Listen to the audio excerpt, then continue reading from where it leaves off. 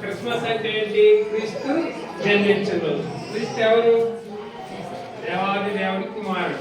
పరలోక రాజ్యంలో రాజుగా ఉండాల్సిన యేసుక్రీస్తు మన కొరకు ఈ లోకంలో మనిషి కుమారుడిగా జన్మించాడు.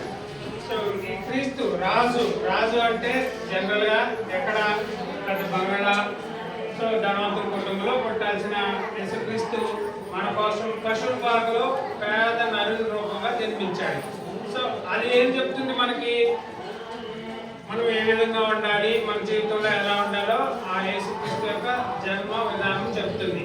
అహంకారం కాదు, వినయంగా ఉండాలని, తగ్గించుకొని జీవించాలని, మనం ఇతరుల్ని ద్వేషించడం కాదు, ఇతరుల్ని ప్రేమించాలని, త్యాగాన్ని చూపాలని.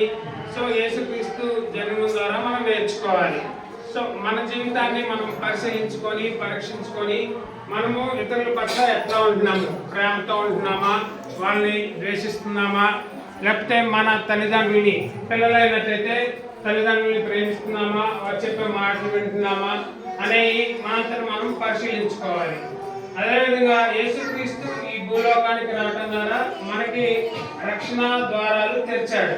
సో ఇంతకుముందు యేసుక్రీస్తు లేనప్పుడు మనము పరలోకము లేకపోతే స్వర్గానికి వెళ్ళాలంటే ఎన్నో రకాల ప్రయాసాలు, వ్యర్థ ప్రయాసాలు ఉన్నాయి.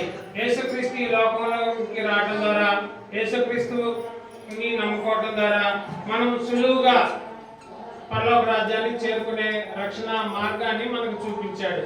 సో ఈ క్రిస్మస్ ద్వారా మనం నేర్చుకునేది ఏంటంటే మన హృదయాల్లో శాంతి, సంతోషము, సమాధానము, త్యాగము, ప్రేమించడం అనేది మనం నేర్చుకోవాలి.